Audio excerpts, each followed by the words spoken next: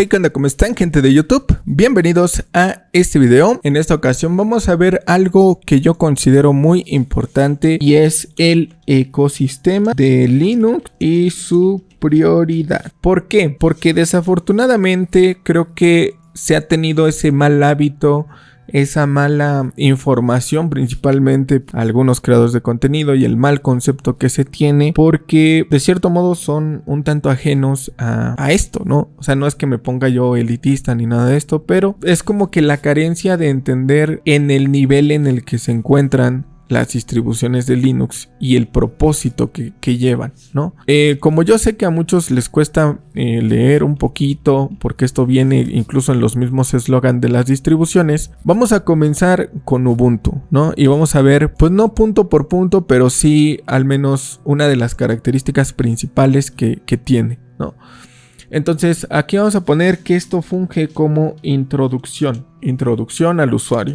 Perdón por mis faltas de ortografía. ¿Por qué como introducción? Porque cuando tú llegas a Linux es tu primera experiencia con un Linux, válgase la redundancia. Entonces aquí no es que los errores del sistema estén allí o que incluso todo el tiempo esté fallando como se tiene esa fama, sino que de alguna manera son necesarios para que tú te vayas introduciendo al uso de la terminal, a que te vayas relacionando con los comandos. Sí tiene una interfaz bastante sencilla, bastante simple, pero eso hace que sea fácil de navegar. Ahora, creo que es de las distros que más sabores tienen o que más derivadas tienen por el afán de querer llenar esos huecos, esos aspectos que de cierto modo la comunidad no está de acuerdo, ¿no?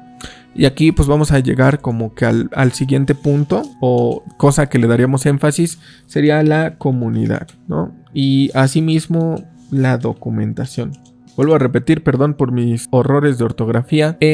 La comunidad es, yo creo que de las más grandes que hay. La documentación prácticamente te la encuentras donde sea y siempre va a haber una persona dispuesta a ayudar. De hecho, incluso el logo de Ubuntu representa la unión de las personas apoyándose unas a otras. Es también de las distros que son como más añejas en ese sentido, de las que más han tenido cambios. No me voy a detener tanto en los sabores que te ofrece, porque si no nunca terminamos, ¿no? Que Cinnamon, KDE, Mate, LXD, LXQT, OpenBox, hasta los Window Manager actualmente, que Deepin, los que van surgiendo nuevos como Budgie, pero el propósito es facilitarte tu experiencia de uso lo más posible. Y lo mejor de todo es que aquí también tienes una característica que es muy buena, que es la compatibilidad, ¿no? Perdón si está mal escrito, pues la compatibilidad. Prácticamente no hay cosa que exista que no funcione en un Ubuntu. Yo creo que así tú busques en foros, en wikis, en el mismo YouTube, vas a tener una compatibilidad gigante y enorme. Y eso yo creo que es una ventaja, porque finalmente cuando tú tienes, independientemente de tu equipo, ya sea Asus, ya sea MSI, ya sea Lenovo, aquí te va a funcionar. O sea, tienes un rango de un 90% de probabilidades de que o funcione o se pueda adaptar, ¿no? Aquí tal vez no se ve tan marcada esa dualidad de la comunidad, de que si software libre, que si software privativo. Creo que aquí no se tiene ese problema. Al menos la gente, al ser un tanto inmadura, al ser un tanto nueva, relativamente joven, que lo ve como una alternativa, que entra quizás porque se lo dejaron de tarea en la ingeniería de sistemas, cuando vieron sistemas operativos, de que les dejaron cómo instalar un sistema de Linux. Es como que ese uso hasta incluso temporal, por decirlo así, en lo que están probando, o que si hay determinada herramienta, todo lo tienes aquí. Entonces, por de alguna forma decirlo, no es tan formal su uso. Sí es muy importante, sí tiene una empresa de las más grandes que hay en el mundo de Linux, que es Canonical, pero es un tanto volátil porque se va adaptando a las necesidades para competir directamente con los otros sistemas, que vamos a cerrarlo a que es Windows y a que es Mac, ¿no?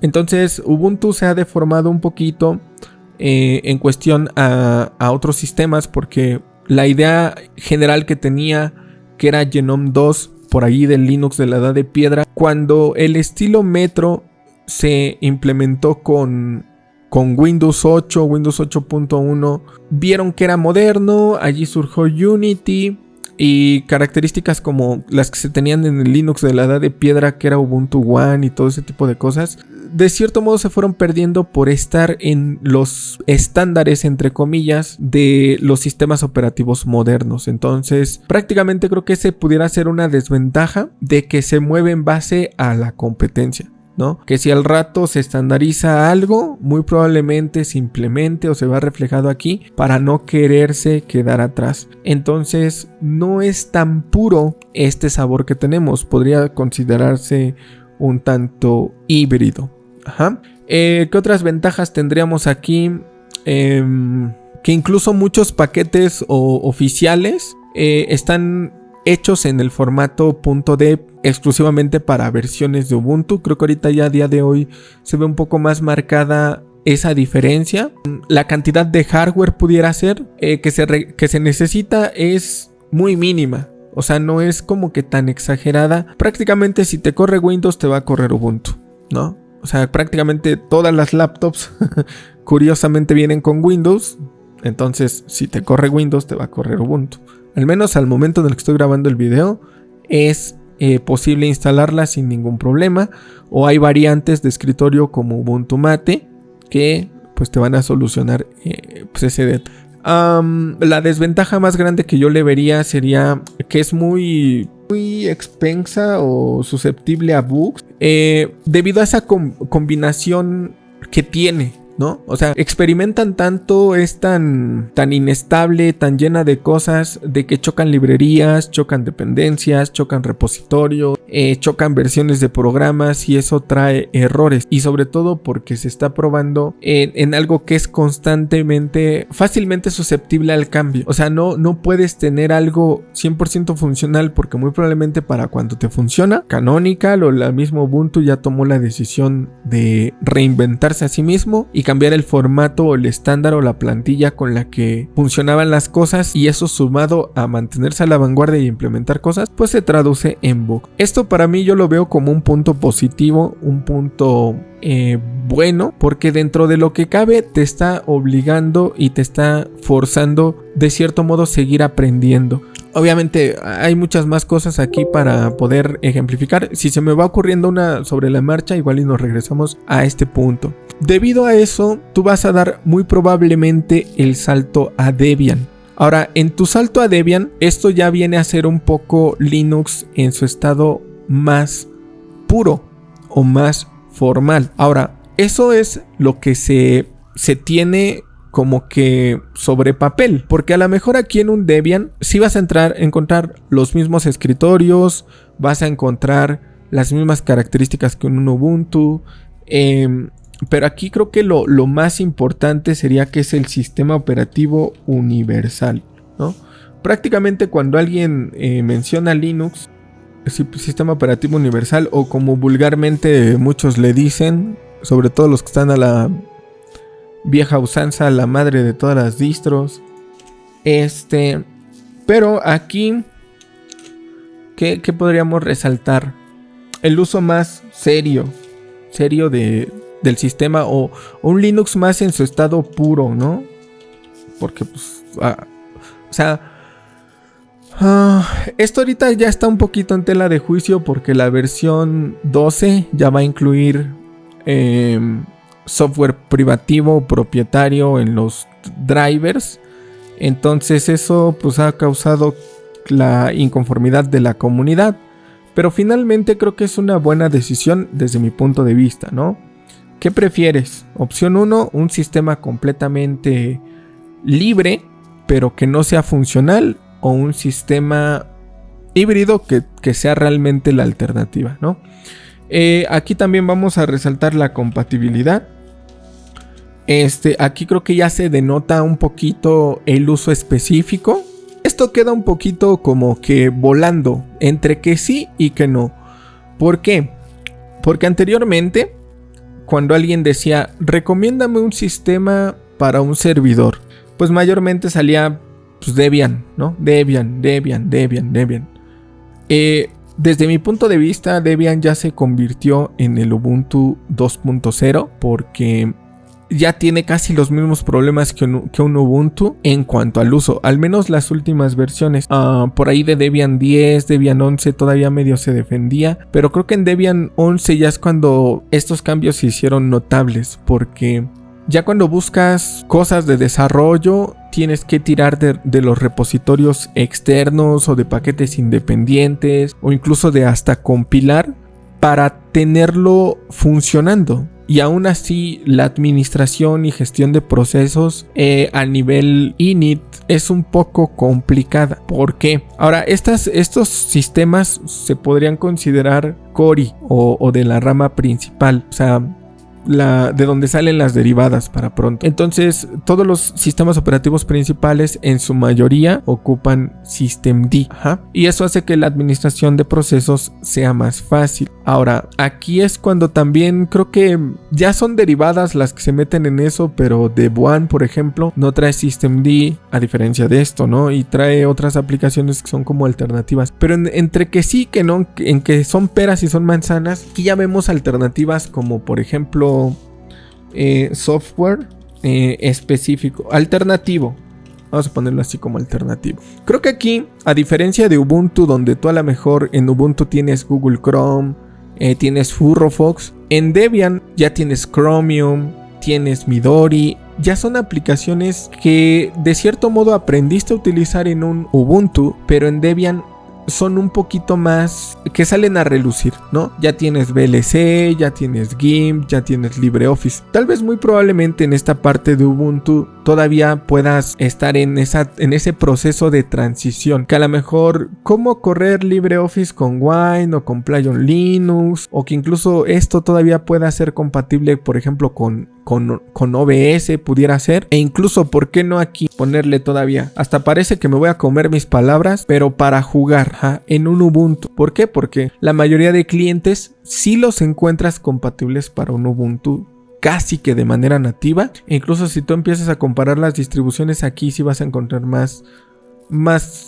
compatibilidad, válgase la redundancia, porque las librerías existen, aquí ya no, por ese estado de pureza del sistema, porque este sí es Linux, lo que se llama Linux Debian, ¿no? Aquí ya encuentras software alternativo. Muy probablemente cuando el usuario ya brinca a un Debian, en Debian ya vas a tener en su mayoría la transición, que no es obligatoria, pero ya vas a depender menos de un Windows para poder estar pues como que en tu día a día, al menos a este nivel que yo considero, o que ya lo empezaría a tomar como intermedio. Ya estás acostumbrado a leer, ya estás acostumbrado a documentarte, ya estarías acostumbrado al uso de la terminal. Aquí tal vez todavía, pues aquí sería otro punto a considerar. A ver, permítanme tantito. El entorno, aplicaciones gráficas, ¿no? Aplicaciones gráficas. Perdón por las faltas de ortografía. Y aquí ya se te exige, ¿no?, el uso de la terminal. Cuando vienen de cursillos por ahí le dicen consola, pero cuando lo aprenden bien se llama terminal. Ahora, muy probablemente, pese a que aquí tengas esa robustez del sistema, cosa que aquí no te daba, cuando tú ya te des cuenta que los paquetes no te funcionan, no están en los repositorios, o es tan genérico, que también aquí sería otro punto a destacar, genérico, que no tiene un objetivo en específico, es decir, es tan variable que no tiene un propósito. O sea, si bien Linux se puede adaptar a tus necesidades, no se ve tan claro el objetivo que se tiene. Por su estado de pureza en el que se encuentra. Y es allí cuando tú brincas a un Fedora.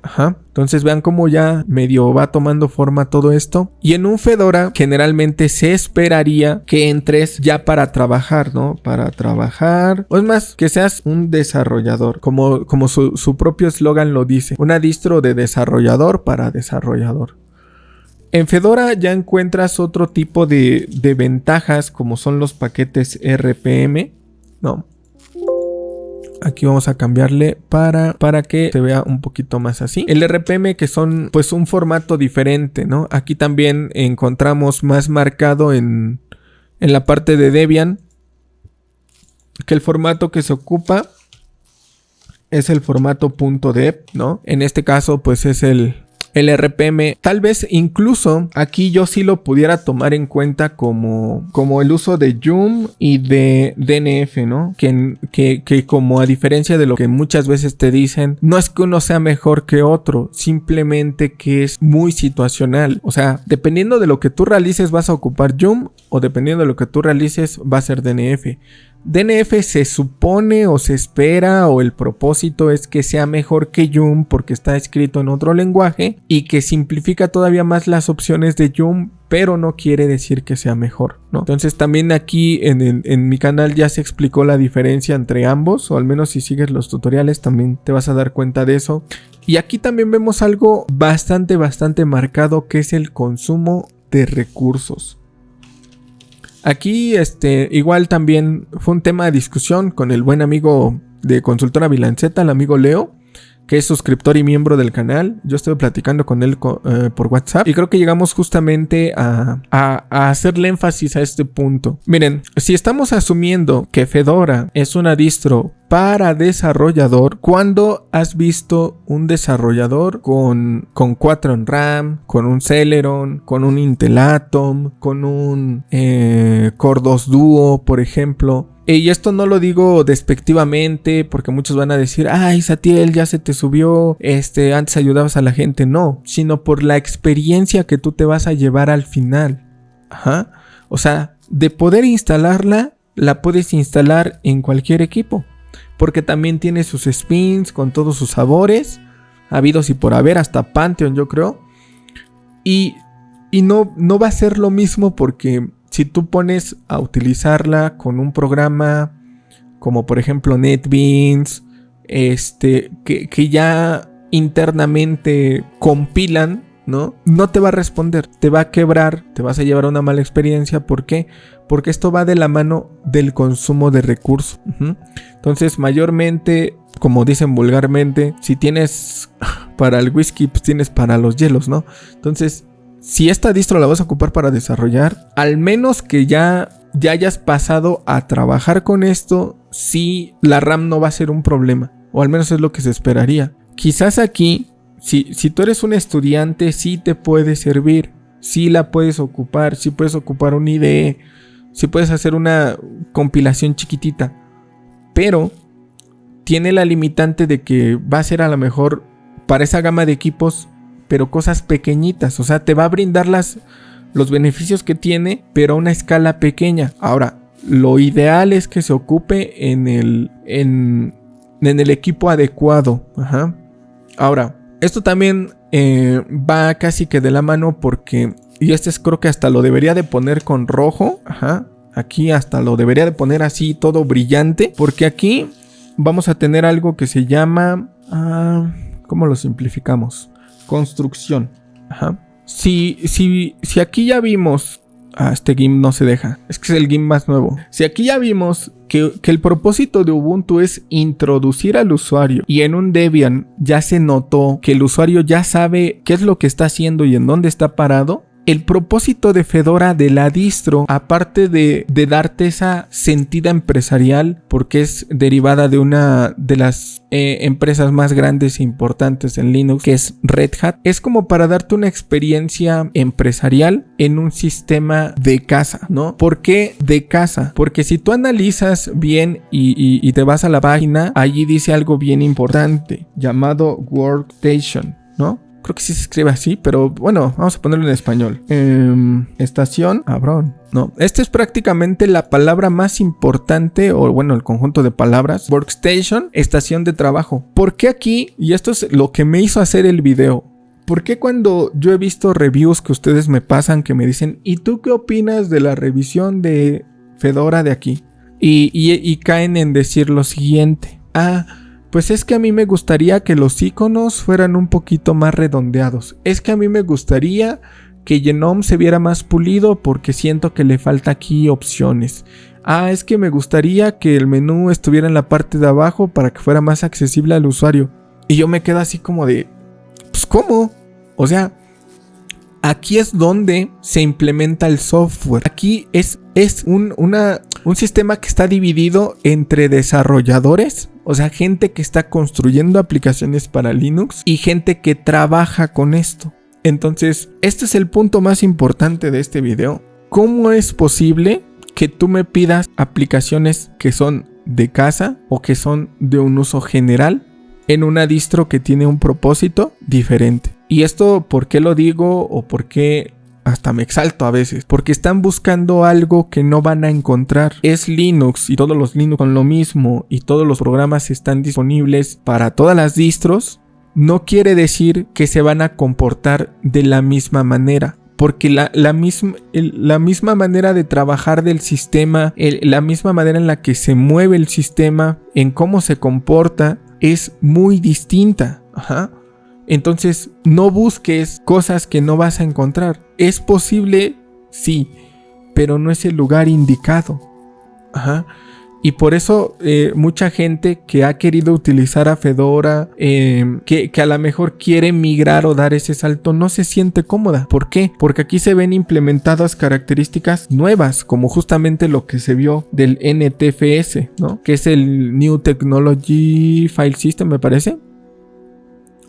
No, ¿cuál NTFS es? BTRFS. BTRFS. ¿No? Este es el nuevo formato como alternativa a este apartado, ¿no? Que las que son de Ubuntu y demás todavía tienen el ext4, ¿no? Entonces es un formato diferente y una manera y un propósito distinto. Aquí, ¿por qué te dejan ext4 y aquí también por qué te lo dejan? Pues porque esto es de propósito general. Y para mantener esa compatibilidad, esa versatilidad con absolutamente todo, incluso las aplicaciones, los gadgets, los escritorios, tiene que ser en un formato de disco que sea igual de universal que lo que se plantea para que funcione, ¿no? ¿Y por qué la gente que de alguna forma se ha atrevido a dar el cambio a BTRFS se lleva una buena experiencia? ¿Por qué si tu Debian lo instalas en BTRFS te va bien o te termina gustando? Porque esto está pensado para trabajar.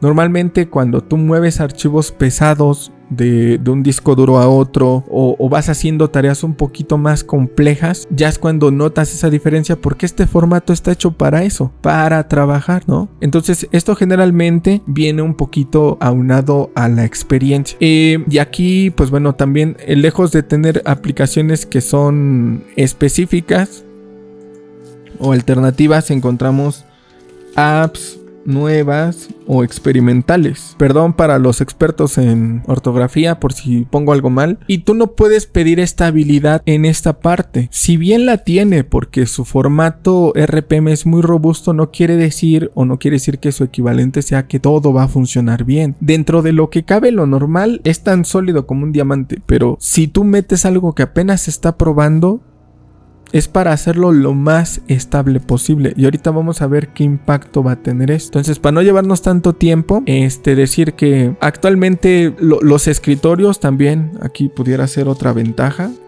Muchos, creo que fue esa...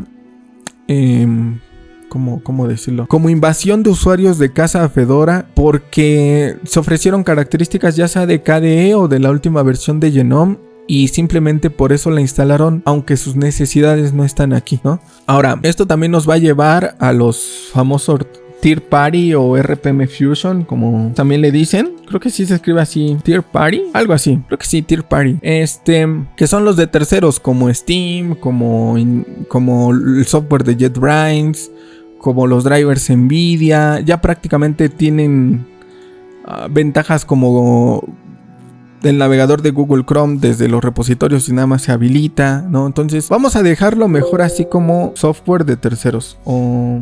¿Por qué? Porque entre que están experimentando, entre que están construyendo, aquí no se van a poner de que que todo lo voy a hacer open source, todo lo voy a hacer libre, porque en el momento que alguien lo pruebe en algo que pudiese estar utilizando algo privativo, pues no le va a funcionar. Entonces aquí también prueban las cosas para ambas partes, tanto para lo libre como para lo privativo, e independientemente de lo que tú utilices que funcione, ¿no? Entonces ellos no tienen como que tanto problema por omisión, por cuestión de licencias, por lo que tú quieras. No viene por omisión habilitado a la post instalación, pero sí viene como característica a la post instalación a que tú lo puedas estar switchando o habilitando, ¿no? Entonces espero que desde aquí tú ya te imagines qué tipo de persona o qué tipo de perfil está en cada distro, ¿no? En base a las características que estamos dando. Ahora vamos a pasar a lo que es Arch Linux. Ya sé que para este momento ya se fueron a dormir, pero aquí vamos a tener un poquito marcada la comunidad purista, ¿no? Bueno, es que es un híbrido de los dos. Vamos a ponerle así: software extenso. Vamos a ponerle más o menos por aquí. Vamos a ponerle los AUR, que son los Arch User Repository, ¿no? Vamos a ponerle aquí Yay, por ejemplo, o Paru, o todo ese tipo de cosas raras que a ustedes les gusta poner. ¿Qué otra cosa podemos encontrar? Aquí vamos a ponerle actual. A ver, más o menos. ¿Por qué digo que software extenso? Prácticamente si algo existe para Linux, lo vas a encontrar en un Arch. Aquí, antes de entrar a esto, también pudiera decir que difícil instalación. Bueno, entre comillas, ¿no? Miren, pongan toda la atención del mundo ahorita. Dejen lo que están haciendo y pónganme atención. Arch Linux se caracterizaba por ser un sistema en el cual no cualquier persona podría llegar. ¿Por qué? Porque requería de la construcción manual de cada apartado. Es decir, que tanto en Debian como Fedora te estuvieron preparando para llegar a este punto. En Debian quizás aprendiste, o en Debian y Ubuntu aprendiste todas las alternativas habidas y por haber en cuanto a software. Aquí las reforzaste, aquí aprendiste a utilizar el sistema, aquí aprendiste todas las variantes que hay en cuanto a escritorios, y en Fedora aprendiste cómo funciona internamente, cómo se comporta, cómo está estructurado, qué son las dependencias, mínimamente cómo compilar, cómo estar utilizando, firmando repositorios, cómo importar llaves de GPG.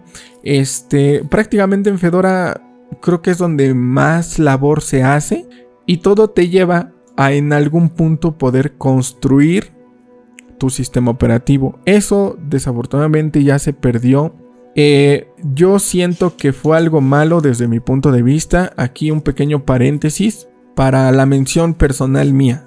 ¿Por qué no considero que a día de hoy sea tan accesible para los usuarios? Porque llegan con preguntas básicas.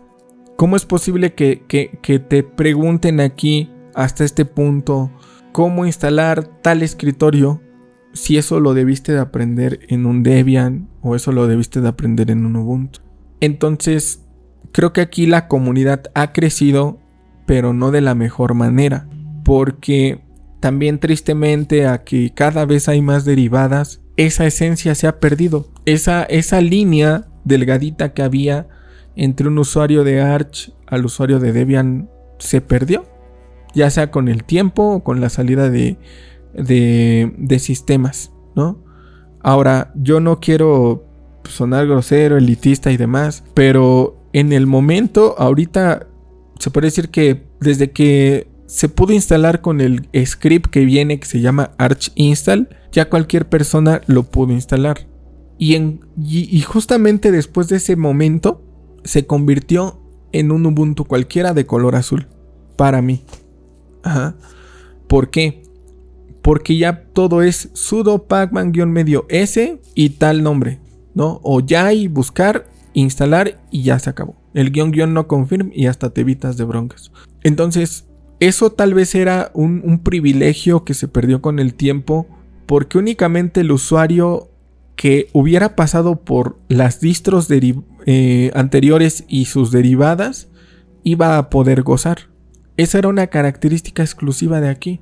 No es porque yo quiera ser egoísta, sino porque pues era esa satisfacción también de construir tu sistema, de también hablar de temas, pues ahora sí que más importantes, más impactantes. No estaba tan contaminada la distro, por decirlo así. Y quizás aquí los temas que se hablaban sobre la comunidad era de cómo hacer modificaciones para optimizar el sistema, ¿no?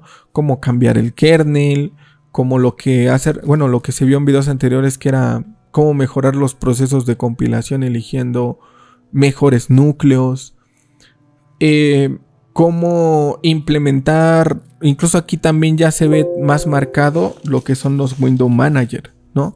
Pero no tanto porque están de moda, porque se ve bonito, que porque Polybar y demás cosas, que normalmente el usuario elige por moda, sino porque aquí era una necesidad. Aquí realmente lo que el usuario, el perfil del usuario que tenía un Arch, porque a día de la fecha ya se está perdiendo, era una persona que quería tener el control de su sistema, de construirlo y dejarlo a punto como sus necesidades así lo requirieran.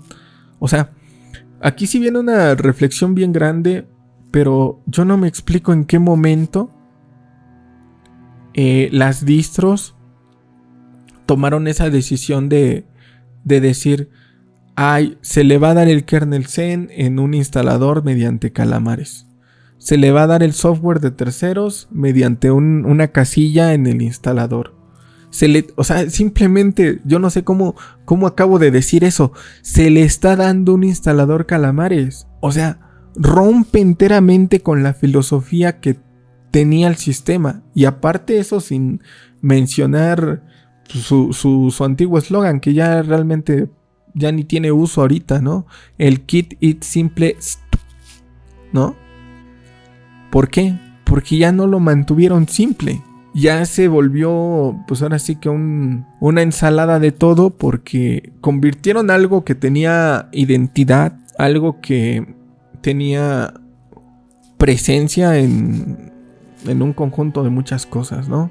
Entonces, creo que aquí completamente durante el proceso de instalación aprendes a cómo está estructurado el sistema.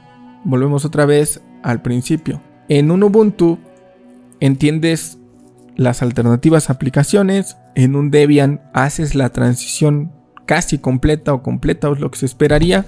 En un Fedora aprendes a utilizar a fondo tanto los escritorios como el sistema. Y aquí ya casi que lo estás construyendo, ¿no? Ese era, muchos lo llegaron a ver como un reto.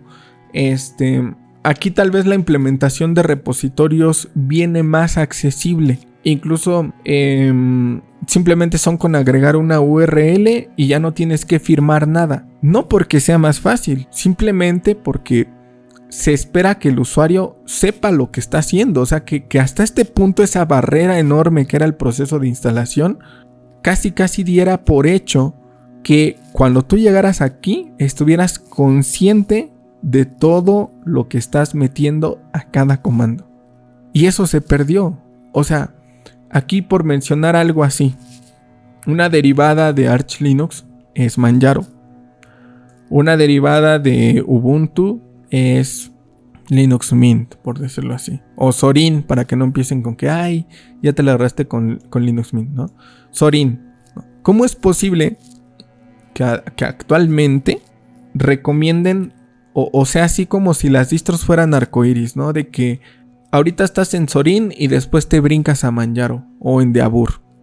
O sea, ¿cómo es posible que te brinques esta parte intermedia que te enseña a utilizar el sistema? Por eso yo me enojo, por eso yo me salgo de mis casillas, porque digo, te falta, o sea, no puedes omitir esta parte, aunque no te guste, aunque no estés de acuerdo, forzosamente tienes que pasar por este intermedio si es que quieres llegar a un Arch. Ahora, es como aquel usuario que por moda o porque vio Mr. Robot instala Kali Linux y directamente se brincó un Debian. ¿Cómo es posible que estés utilizando una distro como esas o como Parrot sin saber siquiera cómo funciona la base.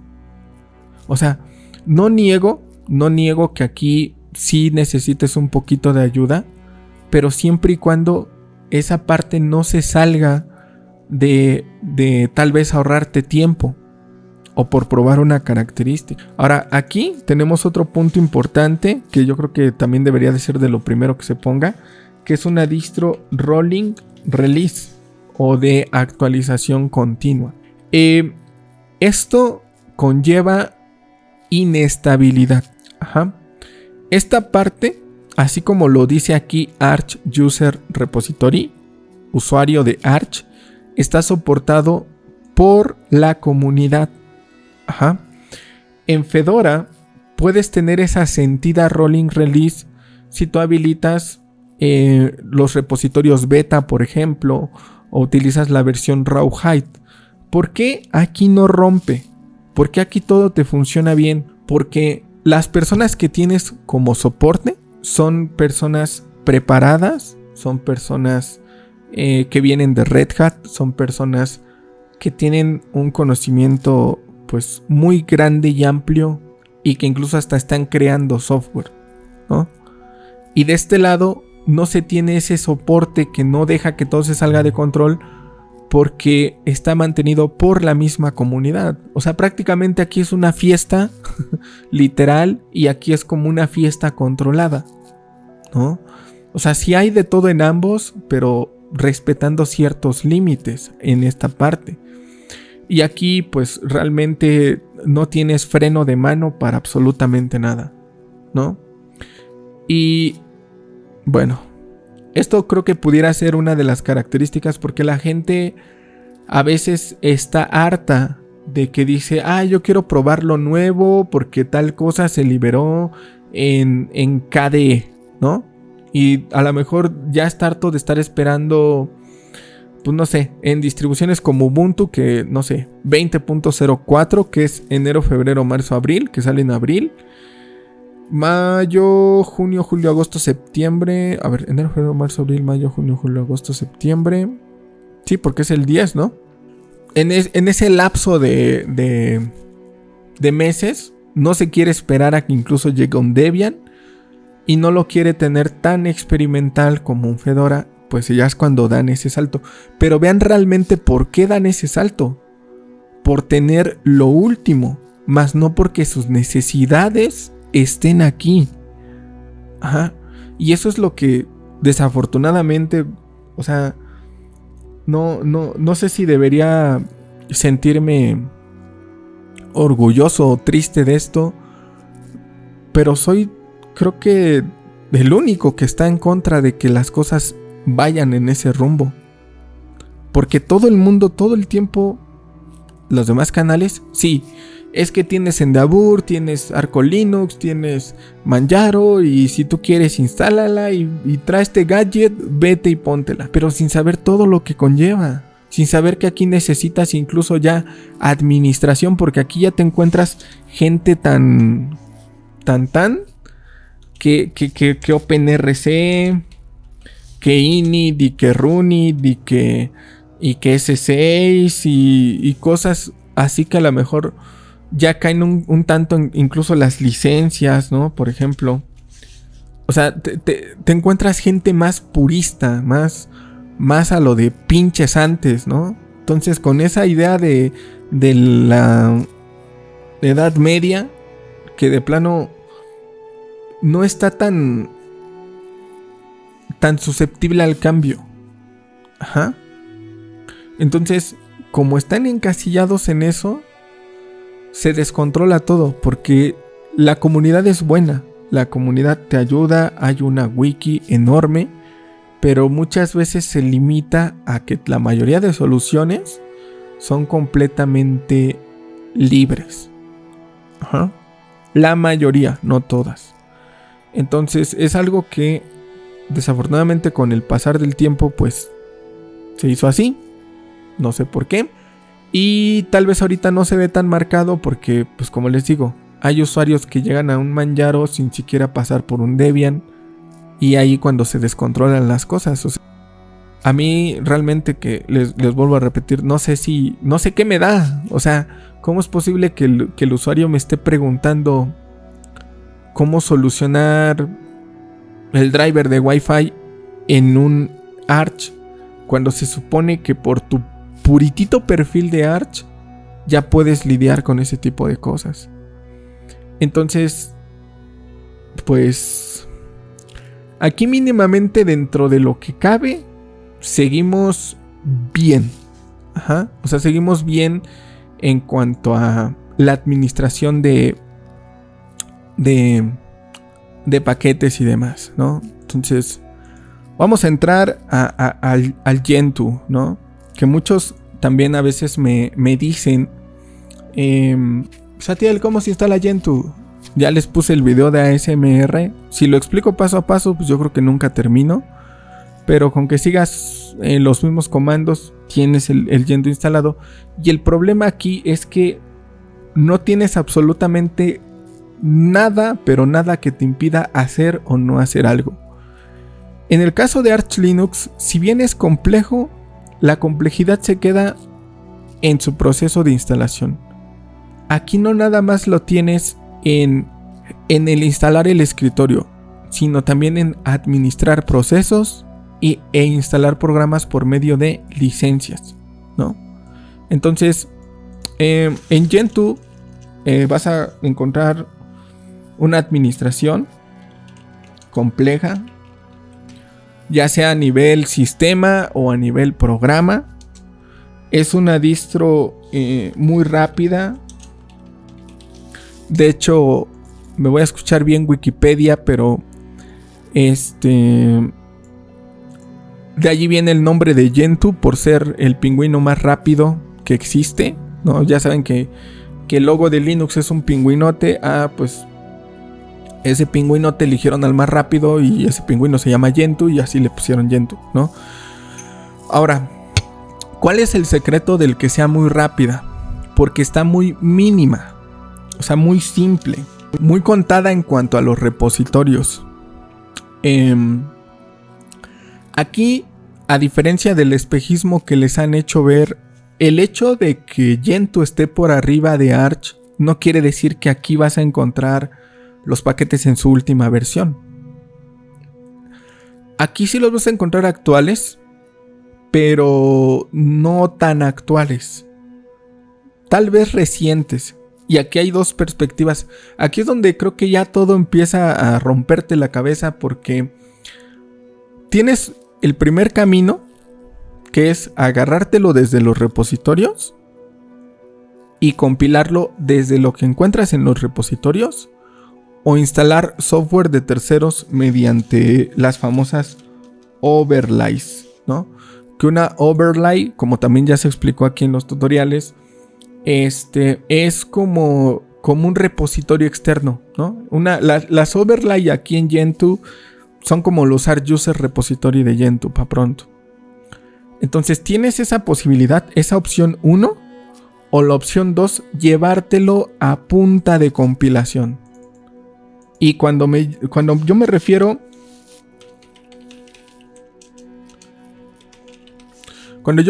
a punta de compilación, no es compilar desde la terminal con sudo emerge --one shot VLC libpad, cualquier programa. No me refiero a esa compilación que tú ves en la terminal, sino de que si no está en los repositorios, tú tienes que ir directamente al código fuente y compilar el paquete necesario para tu distribución. Ahora, aquí es donde también se ve un poquito entre paréntesis y comillas dobles los dos tipos de usuario de Gentoo, ¿no? A ver si no me gana la risa, porque muy probablemente el estereotipo que tú tengas de usuario de Gentoo es pues una persona así gordita, con barba, con cabello largo, ¿no? Que a lo mejor se lo ha llevado todo a como Richard Stallman dice, ¿no? Y muy probablemente son personas que prácticamente están ahora sí que muertas por dentro en ese sentido. Y todo su tiempo completa y absolutamente se le han llevado a encontrar el máximo de eficiencia como sea posible. Por eso es que aquí en un Gentoo encuentras todavía incluso más marcado los Window Manager, que son un tanto experimentales.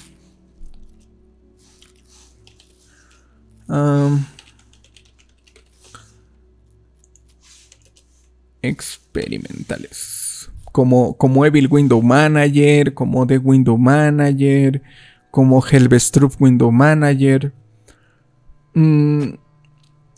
Aquí realmente no es porque se vea bonito como te lo han hecho creer, sino porque son una necesidad, ¿no?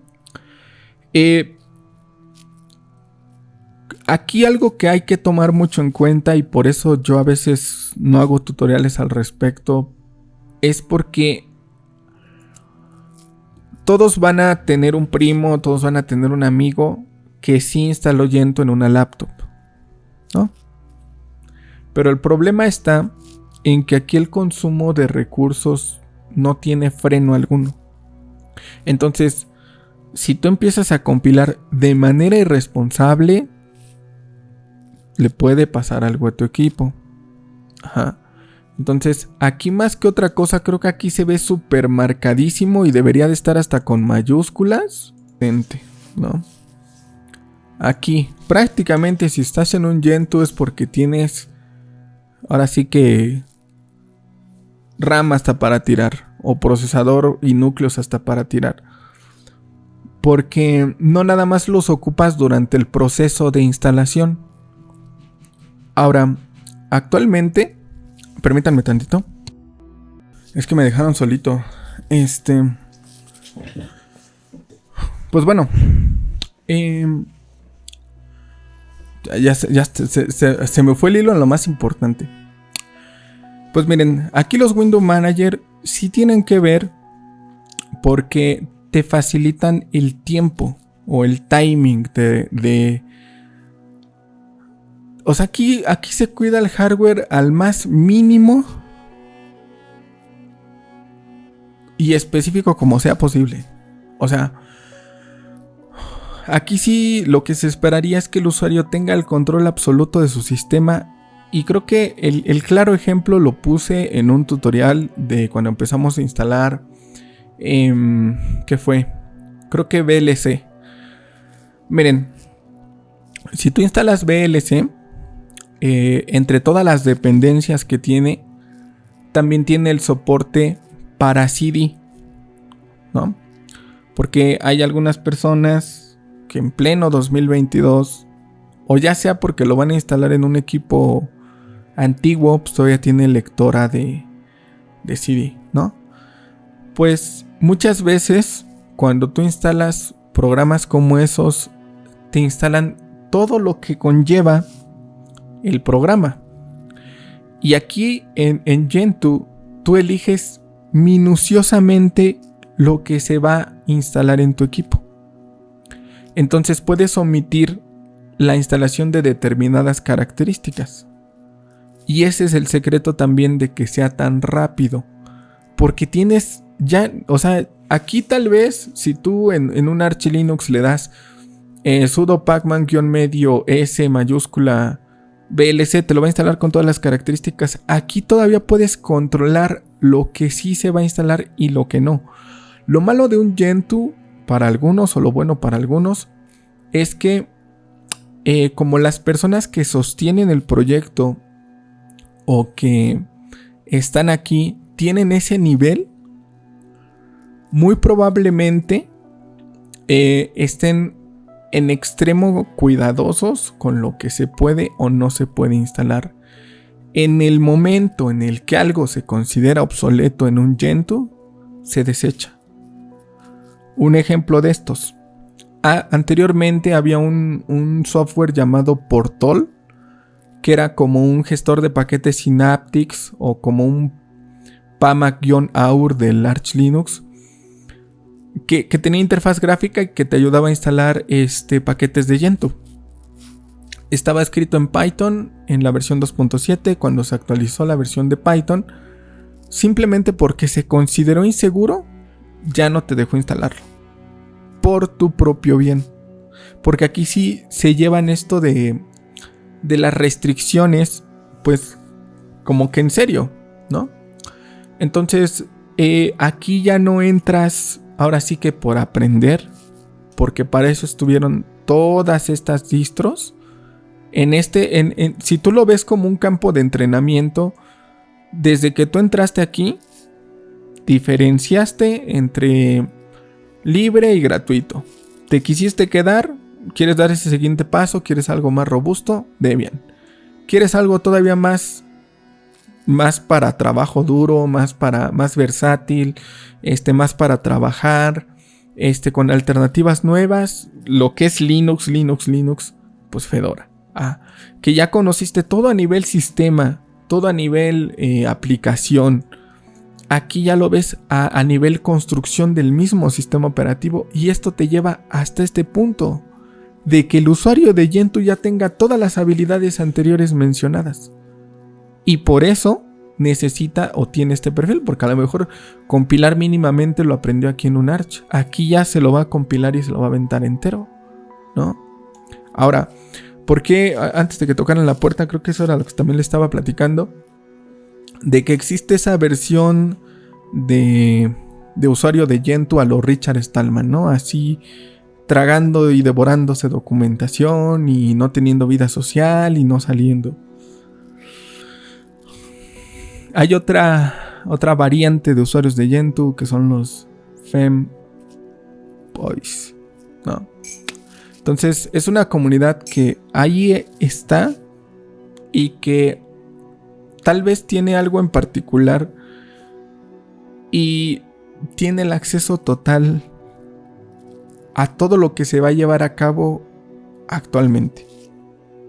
O sea, si tú te la llevas por el caminito de como debe de ser, vas a tener un límite. Vas a llegar a entrar en un bucle como de perro correteando su cola, porque para cuando tú creas o consideres que ya estás por terminar tu instalación de Gentoo, va a llegar una actualización y te la va a romper, ¿no? O mínimamente, al menos que no le muevas durante mucho tiempo y esas instalaciones o actualizaciones sean más largas, pues no creo ni considero que tengas una buena experiencia. Porque como desafortunadamente, vuelvo a repetir, aquí se está viendo ese salto, pero a nivel dificultad de uso. No quiere decir que lo que tú aprendiste en un Arch, que es actualizar cada 5 minutos desde la terminal como ciertas personas, lo vas a poder aplicar acá. Porque aquí ya te la piensas hasta 3 veces para compilar algo. Entonces, ese tipo de configuración como del Gentoo moderno, ¿no? Del que no está tan restrictivo con lo que se tiene o no se tiene, es en esa parte de los FEM, ya saben qué. Entonces, aparte de que necesitas pagar el precio para estar allí, es decir, como que ser parte de ellos, requiere que tú constantemente estés aportando. Es decir, que tú colabores con algo. Tú vas a, por decirlo así, estar dentro de ellos o estar con ellos siempre y cuando aportes algo. Porque si tú dejas de aportar o de colaborar, te van a sacar. Y ya no vas a tener acceso a la documentación que ellos mismos hacen o realizan, o los proyectos en los que están trabajando. Entonces, yo mínimamente hablé del tema hace tiempo y aprendí bastante, ¿no? Y pues obviamente ya también como que no lo mencioné al respecto, pero sí es importante porque muchos tienen ese concepto de que se puede llegar a Gentoo como que por un solo camino, ¿no? Y Aparte, actualmente otra cosa que ya se está trabajando en esto es en que ya tiene un instalador bueno, es que vamos a ponerlo entre comillas, ¿no?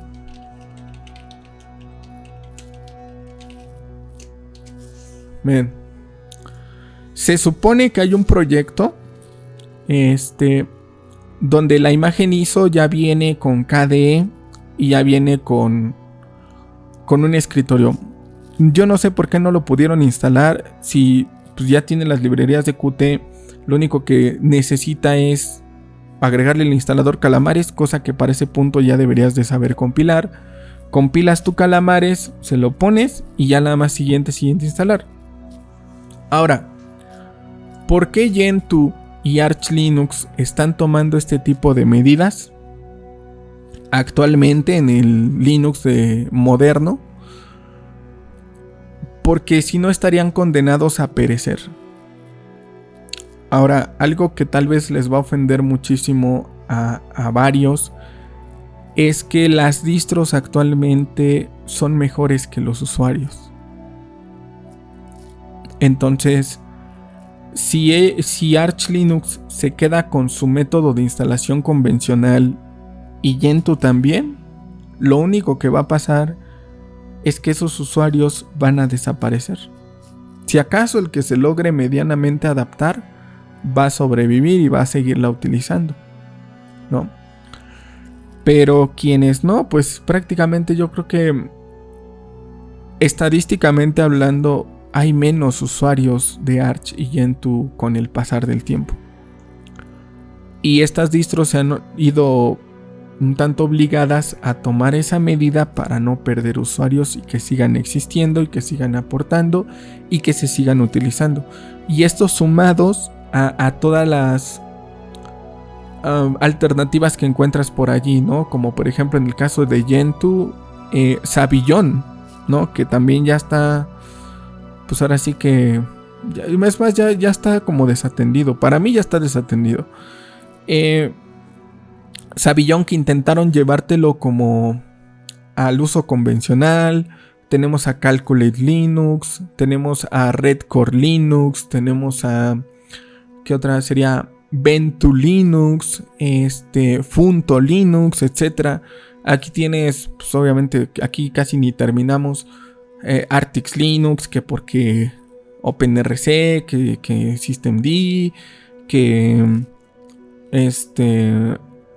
Arco Linux, ¿qué otra sería? Manjaro, Endeavour, las mismas de siempre.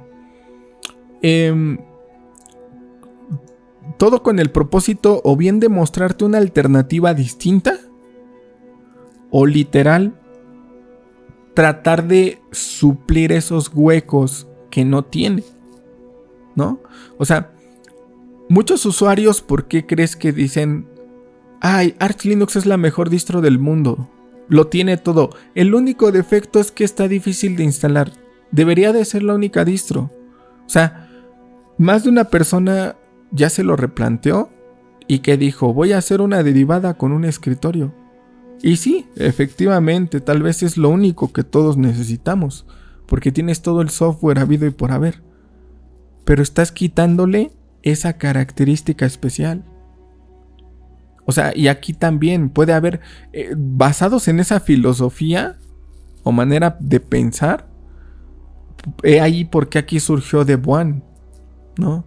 Fedora es la única que se ha mantenido así como rebelde a ese cambio, porque, por decirlo así, no es tan fácil administrarla. O sea, no son enchiladas como para que tú saques aquí derivadas y le lleves el paso a casi que taller de construcción. Y lo que pasa aquí en los Ubuntus es que Canonical, ¿qué dice? A mí no me importa de dónde lo saques ni qué estés utilizando, siempre y cuando yo tenga la mayor cantidad de usuarios como sea posible para poder competir. Entonces tenemos muchas perspectivas que tal vez el usuario convencional no ve. Y desafortunadamente, porque como les digo, a mí creo que sí me molesta bastante que se lleven esa mala experiencia simplemente por estar en el sistema equivocado, ¿no? Entonces, aquí ya para finalizar el video, porque pues, ya nos llevamos mucho tiempo, también está FreeBSD. ¿Por qué yo no, tal vez, o sea, por qué la mención y por qué no lo vamos a ver tan a fondo? Porque aquí el propósito mayormente es desarrollo. A ver, permítanme tantito. Desarrollo o más bien sería implementación de características. Implementación de características. Ahí está. Y también de tecnología. Aquí encontramos formatos como el ZFS, que es el Zettabyte.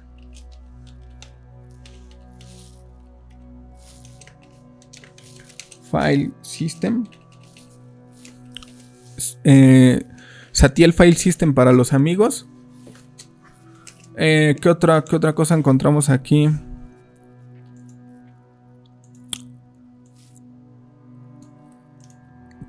Pudiera ser estabilidad.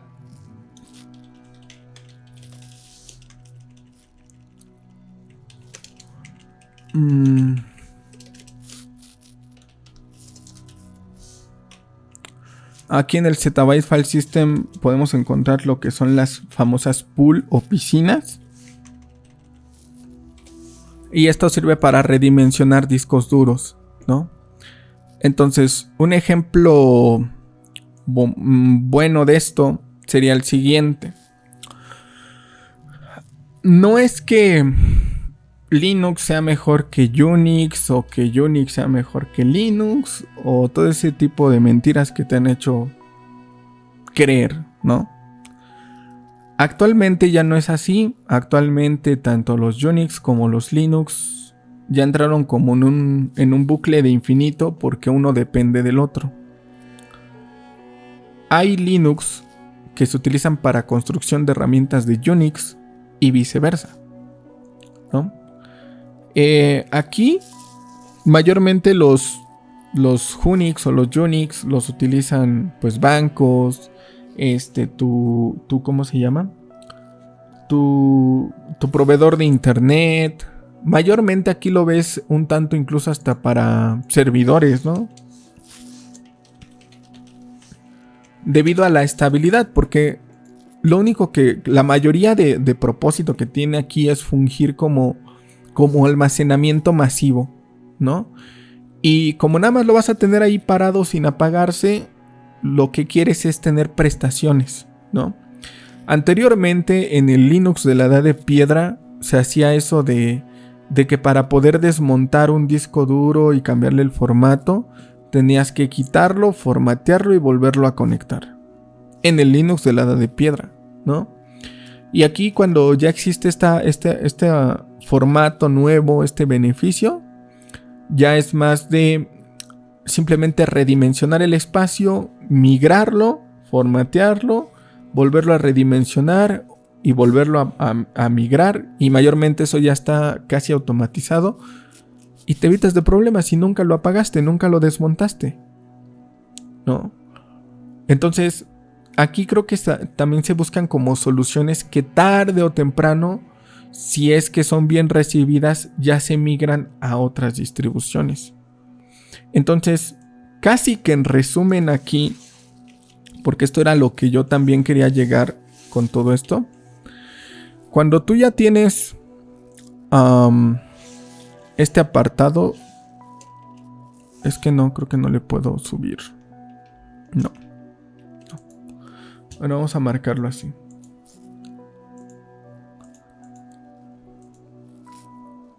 Vamos a ponerlo por aquí.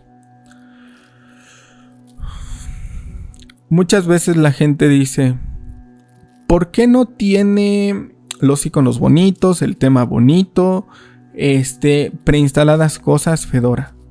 ¿Por qué? Porque de Fedora tal vez brincan a un Red Hat y de un Red Hat se implementan a un Debian, ¿no?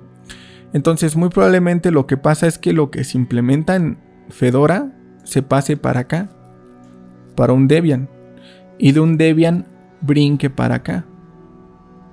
¿Por qué? Porque aquí se está construyendo y tal vez de un Fedora también pase para acá. Ajá. Porque aquí se está implementando y esto va casi con lo último. Ahora, esto simplemente por tener ese modelo, porque aquí también hay cosas que de un Arch se pasan para acá, ¿no? Entonces todo depende de qué salga primero. Si sale primero en un Arch o si sale en un Fedora, pero mayormente las dos casi que van a la par y después se va migrando para acá y para acá. Entonces, ¿esto a qué nos lleva? A que vas a tener software actual siempre y cuando sacrifiques estabilidad del sistema. Ajá. O sea, si tú estás en una distro como esta o como esta, olvídate de tener lo más reciente porque nunca lo vas a encontrar. Porque su objetivo no está allí. Si tú quieres estar en una distro como esta, ya debes de saber algunas cosas, debes de saber leer principalmente, debes entender lo que estás haciendo y debes de saber solucionar problemas. Si tú la quieres para realmente trabajar, pues te vas a ir para acá. Ajá. Entonces depende mucho del tipo de filosofía que tú tengas. Depende mucho de lo que tú estés buscando para ti. Porque no es como que vas a brincar. Y esto, o sea, lo vuelvo a repetir de manera simplificada. Porque hay muchas características que también no menciono ahorita. Que nos llevaríamos otras 3 horas aquí. Y esto sin contar las derivadas que hay.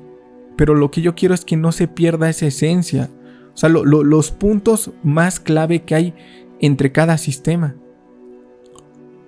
Porque si el camino de Linux sigue a como va, pues desafortunadamente estas diferencias se van a perder. Porque al rato yo no descarto que salga una derivada de Debian con cosas para posiblemente desarrollar y que te ofrezca lo mismo de Fedora en apariencia, ¿no? O que al rato salga una derivada con Arch, que también ya se ha visto, que es Manjaro Developer Edition, que trae un conjunto grande de stack, de aplicaciones y de cosas para desarrollo. Pero la incongruencia de esto es que simplemente por su naturaleza rompe. O sea, tú no puedes programar en algo que sea rolling release. Ahora, creo que esto también después de este video le vas a poder encontrar sentido a muchas cosas.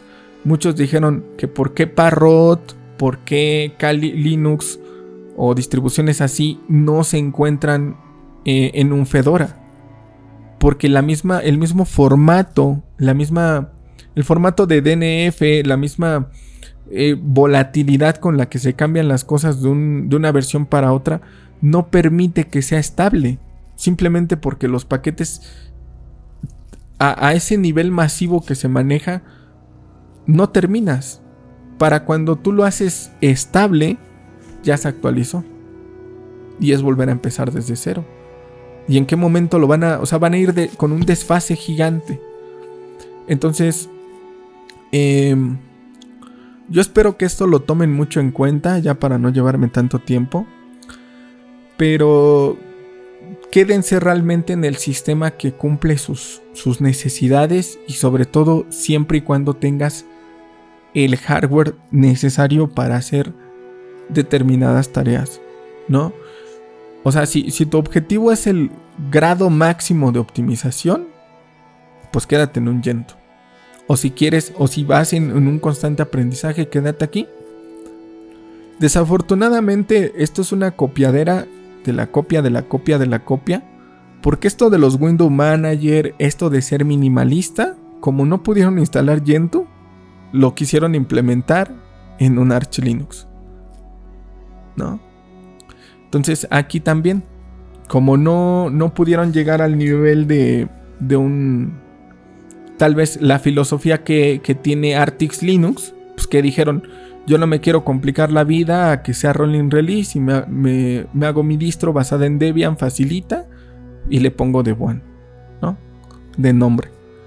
Entonces, muchas veces las derivadas también caen en eso, en ser una mala copia de la versión superior y tratar de incluso ir en contra de la naturaleza del sistema.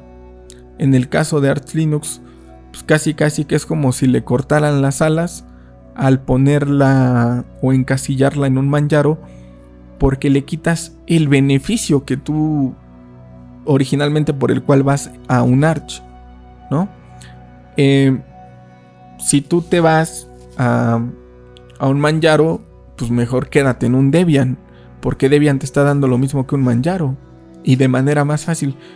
O sea, no entiendo por qué ese afán del usuario en complicarse la vida cuando la distro no necesariamente tiene que ser la más avanzada. Y creo que aquí también se ha mostrado en el canal de que hemos compilado en programas más simples siempre y cuando se cumplan los requerimientos. No necesariamente tienes que estar hasta un FreeBSD o hasta acá para poder compilar mínimamente.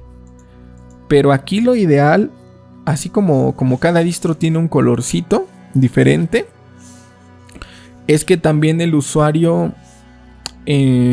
por decirlo así, esté en el sistema que le corresponde. Y muchas veces también llegan aquí a mi canal pensando que yo lo que busco es que tú encuentres la distro en la que te sientas cómodo y ya. No. El propósito de mi canal, y de una vez pues yo lo digo así, es que tú tengas escalabilidad. Que si tú entraste en un Ubuntu, aprendas todo lo que se necesita en un Ubuntu, te brinques a un Debian, de un Debian a un Fedora, de aquí a un Arch, después de aquí para acá y después de aquí para acá, y todos los puntos intermedios que hay entre uno y otro.